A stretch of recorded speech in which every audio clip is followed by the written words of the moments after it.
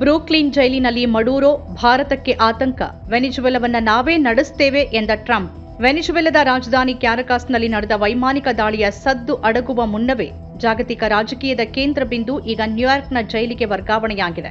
ಅಮೆರಿಕದ delta force ನಡೆಸಿದ ಮಿಂಚಿನ ಕಾರ್ಯಾಚರಣೆಯಲ್ಲಿ ಬಂಧಿತರಾಗಿರುವ ವೆನಿಜುವೆಲಾ ಅಧ್ಯಕ್ಷ ನಿಕೋಲಸ್ ಮಡೂರೋ ಮತ್ತು ಅವರ ಪತ್ನಿ ಸಿಲಿಯಾ ಫ್ಲೋರ್ಸ್ ಈಗ ನ್ಯೂಯಾರ್ಕ್ನ ಬ್ರೂಕ್ಲಿನ್ನಲ್ಲಿರುವ ಮೆಟ್ರೋಪಾಲಿಟನ್ ಡಿಟೆನ್ಷನ್ ಸೆಂಟರ್ನಲ್ಲಿದ್ದಾರೆ. ಕಳೆದ 24 ಗಂಟೆಗಳಲ್ಲಿ ನಡೆದ ಈ ನಾಟಕೀಯ ಬೆಳವಣಿಗೆಗಳು ವೆನಿಜುವೆಲಾವನ್ನ ಅನಿಶ್ಚಿತತೆಯ ಕೂಪಕ್ಕೆ ತಳ್ಳಿದ್ದು, ಭಾರತ ಸೇರಿದಂತೆ ವಿಶ್ವದ ಪ್ರಮುಖ ರಾಷ್ಟ್ರಗಳು ಈ ಬಗ್ಗೆ ಎಚ್ಚರಿಕೆಯ ಪ್ರತಿಕ್ರಿಯೆ ನೀಡಿವೆ.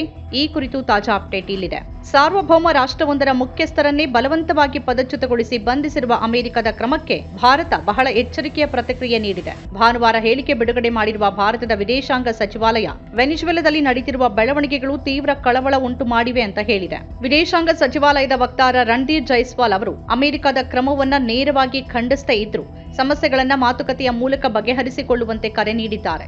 ಅಲ್ಲದೆ ಕ್ಯಾರಕಾಸ್ನಲ್ಲಿರುವ ಭಾರತೀಯ ರಾಯಭಾರ ಕಚೇರಿ ಅಲ್ಲಿ ನೆಲೆಸಿರುವ ಭಾರತೀಯರಿಗೆ ಎಚ್ಚರಿಕೆಯಿಂದ ಇರುವಂತೆ ಮತ್ತು ಅನಗತ್ಯ ಸಂಚಾರವನ್ನು ತಪ್ಪಿಸುವಂತೆ ಸೂಚನೆ ನೀಡಿದೆ. ವಾಷಿಂಗ್ಟನ್ ಈಗ ತನ್ನ ಮಿಲಿಟರಿ ಕಾರ್ಯಾಚರಣೆಗೆ ಕಾನೂನಿನ ಸ್ವರೂಪ ನೀಡೋಕೆ ಮುಂದಾಗಿದೆ. ನ್ಯೂಯಾರ್ಕ್ನ ನ್ಯಾಯಾಲಯದಲ್ಲಿ ಮಡೂರೋ ವಿರುದ್ಧ ನಾರ್ಕೋ ಟೆರರಿಸಂ ಅಂದ್ರೆ ಮಾದಕ ದ್ರವ್ಯ ಭಯೋತ್ಪಾದನೆ, ಕೊಕೇನ್ ಆಮದು ಪಿತೂರಿ ಮತ್ತು ಅಕ್ರಮ ಶಸ್ತ್ರಾಸ್ತ್ರಗಳ ಸಂಗ್ರಹಣೆಯಂತಹ ಗಂಭೀರ ಆರೋಪಗಳನ್ನು ಹೊರಿಸಲಾಗಿದೆ ಅಂತ ಅಮೆರಿಕದ ಅಟಾರ್ನಿ ಜನರಲ್ ಪಮೇಲಾ ಬಾಂಡಿ ದೃಢಪಡಿಸಿದ್ದಾರೆ.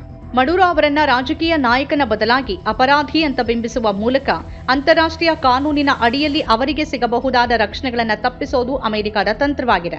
ಮಡೂರೋ ಬಂಧನದ ನಂತರ ವೆನಿಜುವೆಲಾದಲ್ಲಿ ಅಧಿಕಾರ ನಿರ್ವಾತ ಉಂಟಾಗಿದೆ. ಅಮೆರಿಕ ಬೆಂಬಲಿತ ವಿಪಕ್ಷ ನಾಯಕಿ ಹಾಗೂ ಶಾಂತಿ ನೊಬೆಲ್ ಪುರಸ್ಕೃತೆ ಮರಿಯಾ ಕೊರೆನಾ ಮಚಾಡೋ ಅಧಿಕಾರ ವಹಿಸಿಕೊಳ್ಳಲಿದ್ದಾರೆ ಅಂತ ಪಾಶ್ಚಿಮಾತ್ಯ ದೇಶಗಳು ನಿರೀಕ್ಷಿಸಿದ್ವು. ಆದರೆ ಮಡೂರೋ ಆಡಳಿತದ ಸಾಂಸ್ಥಿಕ ವ್ಯವಸ್ಥೆ ಇದಕ್ಕೆ ಪ್ರಬಲ ತಿರುಗೇಟು ನೀಡಿದೆ. ಪದಚ್ಯುತ ಸರ್ಕಾರಕ್ಕೆ ನಿಷ್ಠರಾಗಿರುವ ವೆನಿಜುವೆಲಾದ ಸುಪ್ರೀಂ ಕೋರ್ಟ್ ಆಡಳಿತಾತ್ಮಕ ನಿರಂತರತೆಯನ್ನ ಖಾತ್ರಿಪಡಿಸುವ ಸಲುವಾಗಿ ಹಾಲಿ ಉಪಾಧ್ಯಕ್ಷೆ ಡೆಲ್ಸಿ ರೋಡ್ರಿಗಸ್ ಅವರೇ ಅಧ್ಯಕ್ಷ ಸ್ಥಾನವನ್ನು ವಹಿಸಿಕೊಳ್ಳಬೇಕು ಅಂತ ಆದೇಶಿಸಿದೆ. ಇದು ದೇಶದಲ್ಲಿ ಅಂತರ್ಯುದ್ಧದ ಭೀತಿಯನ್ನ ಹೆಚ್ಚಿಸಿದೆ. ರಾಜತಾಂತ್ರಿಕ ಮುತ್ಸದ್ದಿತನವನ್ನ ಬದಿಗಿಟ್ಟಿರುವ ಡೊನಾಲ್ಡ್ ಟ್ರಂಪ್ ವೆನಿಜುವೆಲಾದ ತೈಲ ಸಂಪತ್ತಿನ ಮೇಲಿನ ತಮ್ಮ ದುರಾಸೆಯನ್ನ ಮುಚ್ಚಿಟ್ಟಿಲ್ಲ. ವೆನಿಜುವೆಲಾದಲ್ಲಿ ವ್ಯವಸ್ಥೆ ಸರಿ ಆಗೋವರೆಗೂ ನಾವೇ ಆದೇಶವನ್ನ ನಡೆಸಲಿದ್ದೇವೆ ಅಂತ ಟ್ರಂಪ್ ಘೋಷಣೆ ಮಾಡಿದ್ದಾರೆ. ಅಷ್ಟು ಮಾತ್ರವಲ್ಲದೆ ವೆನಿಜುವೆಲಾದ ತೈಲವನ್ನ ಮಾರಾಟ ಮಾಡಿ ಅಮೆರಿಕದ ವೆಚ್ಚವನ್ನ ಸರಿದೂಗಿಸಿಕೊಳ್ಳೋದಾಗಿ ಅವರು ಹೇಳಿದ್ದಾರೆ. ಅಗತ್ಯ ಬಿದ್ದರೆ ವೆನಿಜುವೆಲಾದಲ್ಲಿ ಅಮೆರಿಕದ ಭೂಸೇನೆಯನ್ನ ಇಳಿಸೋಕೆ ಹಿಂಜರಿಯೋದಿಲ್ಲ ಅಂತಾನೂ ಟ್ರಂಪ್ ಎಚ್ಚರಿಸಿದ್ದಾರೆ. ಅಮೆರಿಕದ ವಾಯುದಾಳಿಯಲ್ಲಿ ಕ್ಯಾರಕಾಸ್ನ ಲಾ ಕಾರ್ಲೋಟಾ ವಾಯುನೆಲೆ ಸೇರಿದಂತೆ ಹಲವು ಪ್ರದೇಶಗಳು ಹಾನಿಗೊಳಗಾಗಿದ್ದು ಕನಿಷ್ಠ 40 ಮಂದಿ ಸಾವನ್ನಪ್ಪಿದ್ದಾರೆ ಅಂತ ವರದಿಯಾಗಿದೆ. ಇದರಲ್ಲಿ ಸಾಮಾನ್ಯ ನಾಗರಿಕರೂ ಸೇರಿದ್ದಾರೆ.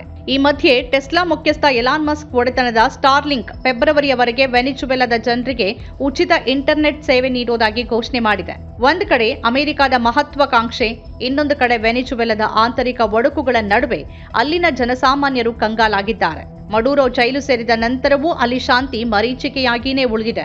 ಜಾಗತಿಕ ಸಮುದಾಯ ಈ ವಿಷಯದಲ್ಲಿ ಇಬ್ಬಾಗವಾಗಿದೆ. ಬ್ರಿಟನ್ ಪ್ರಧಾನಿ ಕೀರ್ ಸ್ಟಾರ್ಮರ್ ಅವರು ಅಮೆರಿಕದ ಮಿಲಿಟರಿ ಕಾರ್ಯಾಚರಣೆಯಿಂದ ಅಂತರ ಕಾಯ್ದುಕೊಂಡು ಶಾಂತಿಯುತ ಅಧಿಕಾರ ಹಸ್ತಾಂತರಕ್ಕೆ ಕರೆ ನೀಡಿದ್ರೆ, ಚೀನಾ ಮಡೂರೋ ಅವರನ್ನ ತಕ್ಷಣವೇ ಬಿಡುಗಡೆ ಮಾಡುವಂತೆ ಆಗ್ರಹಿಸಿದೆ. ಮೊದಲ ಅಮೆರಿಕನ್ ಪೋಪ್ ಆಗಿರುವ ಪೋಪ್ ಲಿಯೋ ತಮ್ಮ ಮನಸ್ಸು ತೀವ್ರ ಆತಂಕದಿಂದ ಕೂಡಿದೆ ಅಂತ ಹೇಳಿದ್ದು ಮಾನವ ಹಕ್ಕುಗಳನ್ನು ಗೌರವಿಸುವಂತೆ ಒತ್ತಾಯಿಸಿದ್ದಾರೆ. ಮಡೂರೋ ಬ್ರೂಕ್ಲಿನ್ ಸೆರೆಮನಿಯಲ್ಲಿ ರಾತ್ರಿಗಳನ್ನು ಕಳೆತಿರುವಾಗ ಈಗಿರುವ ಪ್ರಶ್ನೆ ಕೇವಲ ಅವರ ಭವಿಷ್ಯದ ಬಗ್ಗೆ ಅಲ್ಲ, ಬದಲಾಗಿ ಅಮೆರಿಕದ ಮಹತ್ವಾಕಾಂಕ್ಷೆ ಮತ್ತು ವೆನಿಜುವೆಲಾದ ಆಂತರಿಕ ಒಡಕುಗಳ ನಡುವಿನ ಸಂಘರ್ಷದಲ್ಲಿ ದೇಶ ಸಂಪೂರ್ಣ ಅರಾಜಕತೆಗೆ ಜಾರದೆ ಉಳಿಯಬಲ್ಲದ ಅನ್ನೋದೇ ಈಗಿನ ಯಕ್ಷ ಪ್ರಶ್ನೆಯಾಗಿದೆ. ನಮ್ಮ ಕಾರ್ಯಕ್ರಮಗಳನ್ನ ನೀವು ನೋಡ್ತಾ ಇದ್ರೆ ನಮ್ಮ ಚಾನೆಲ್ ಅನ್ನ ಸಬ್ಸ್ಕ್ರೈಬ್ ಮಾಡಿ, ಪಕ್ಕದ ಬೆಲ್ ಐಕಾನ್ ಒತ್ತಿ ನಮ್ಮನ್ನ ಬೆಂಬಲಿಸಿ. ಹಾಗೆ ನಮ್ಮ ಕಾರ್ಯಕ್ರಮಗಳನ್ನ ಲೈಕ್ ಮಾಡಿ, ಕಮೆಂಟ್ ಮಾಡಿ, ಅದನ್ನ ಬೇರೆಯವರಿಗೂ ವಾಟ್ಸ್ಆಪ್ ಮೂಲಕ ಶೇರ್ ಮಾಡಿ. ನೀವು ಹೀಗೆ ಮಾಡಿದಾಗ ನಮ್ಮ ಚಾನೆಲ್ ಮತ್ತಷ್ಟು ಜನರಿಗೆ ತಲುಪಲು ನೀವು ನಮ್ಮೊಂದಿಗೆ ಸಹಕರಿಸಿದ ಹಾಗಾಗುತ್ತೆ. ಇದು ನೀವು ಯಾವುದೇ ಖರ್ಚಿಲ್ಲದೆ ಕೆಲವೇ ಸೆಕೆಂಡುಗಳಲ್ಲಿ ನೀಡಬಹುದಾದ ಸಹಕಾರ. ಧನ್ಯವಾದಗಳು.